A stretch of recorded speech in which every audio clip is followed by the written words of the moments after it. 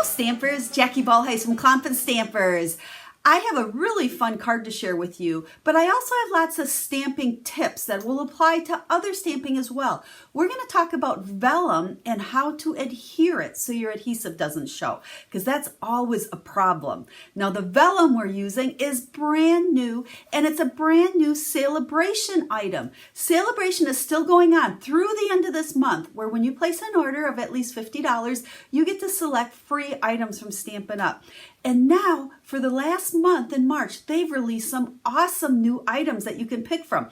We still have all the old ones, unless they've sold out by now, and then some brand new ones that I know you're just going to want to get during this month. So today I'm going to show the vellum, show you 3 different cards, and give you some tips for adhering vellum. So let's flip the camera down, let's look at these new items, and let's make a card with vellum. Hold on one sec.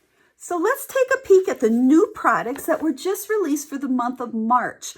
Now we have this beautiful foil designer series paper. Oh my gosh, I have projects coming up with that in a few days. You're not going to want to miss them. This is probably my favorite new product, the Rise and Shine. These are reversible coffee cups. A lot of you I know have the dies already because there was dies in a stamp set in the holiday catalog. Well, the dies are still available if you didn't get them and you like the stamp set. I made some absolutely cute cards that'll be coming up probably next week. So make sure you've subscribed to my channel so that you don't miss out on those projects. A great masculine set. And then here is the vellum that I'm going to be using today. This is a embossed vellum, and there's 3 colors. There's Pool Party, Soft Sea Foam, and Purple Posy, but I don't know if you can see the bumps in it. This is very raised up. It is just beautiful. I've made 2 cards already, and then I'm going to make the 3rd one here for you, and then at the end I'll show you the other 2 cards I made. I wanted to use 1 of each color. Now this vellum is available if you make a $50 purchase. It's one of the items you can select for a freebie through the end of March. Okay, let's just get to today's card. Like I said, I have lots of tips on using vellum. So whether it's this vellum or any vellum, you're going to want to stay tuned to see how to adhere the vellum. Now we're using the Parisian Beauty suite again. Now if you missed it, go back to Monday's post and video. I have a great online class using this suite of products, 12 unique tutorials for 12 different cards. Today we're making another one, so this will give you another idea with this suite.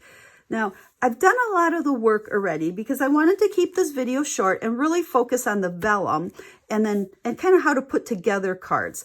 So I stamped, colored with blends, and cut out the flowers. And then I have my little greeting here. And then these are some of the other pieces that are part of this die set. So you can see I just call it a branch. And then I did a bunch of leaves. So this is just all ready to put the card together. But first, we're going to go ahead and put our vellum. Now, the problem with vellum is if you put adhesive, whether it's snail or I just do my normal adhesive on the back, it's going to show through when you lay it down. And we certainly don't want that. That doesn't look good. So the easiest way to adhere vellum without it showing is to use the silicone craft mat and your liquid adhesive and a sponge. Now, I left this purposely on here. Can you see the shiny part here? That's some dried glue, but I wanted to show you how easy you can just clean off this dried glue on the silicone craft sheet with your finger. Just brush it off, get it all off.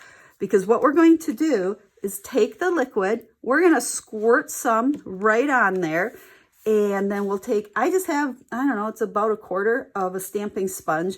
I use the same one over and over, flip my vellum upside down, and then I'm going to just take this adhesive and tap it around so it's just a nice thin layer on here. Make sure I have the non-bumpy side here.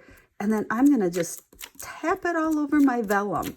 It doesn't take much of this adhesive to hold it down, so just a real light tapping around. You can't even really see it on there, which is what we want because that means it's not going to show when we threw our vellum on our card.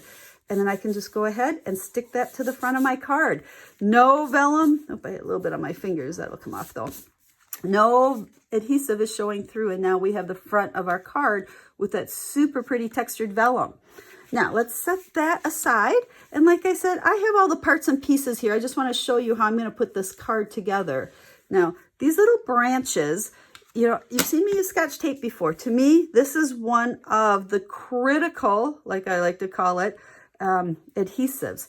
I'm going to just tear this apart, because what I want to do is we're going to just kind of build our little flower unit here. And we're going to take these pieces and just have them kind of popping out. Not quite so far. Let's go about right there. So we put it, and then I'm just going to stick some tape on the back like so. And then because I cut out 2 of these, I've got the Pear Pizzazz and the Soft Seafoam. So I can kind of play around where I want these coming. It's just adding some extra dimension to our card here. You know, I like the look of the stamped images that are colored along with just some cut out pieces. It just adds a little bit. Oh, that one didn't want to tear as easy. So we'll go ahead and we'll put this one over there. And we're just taping these all to the back of the flower, because this flower unit, I'm going to actually put dimensionals on it when I go to put it on my card. And so we want to make sure that we can kind of pop it up too. So let's go ahead and stick that there. If your Scotch tape's a little bit big, you might have to just tear it off a little bit. And if you have any pieces, like I don't really like that one there, just go ahead and take your scissors or your finger and snip that off. So there's that. Now I have these extra little leaves, but I think we're going to put those in later. So we can grab our trusty dimensionals now, and we're going to just put a whole bunch on here wherever they fit.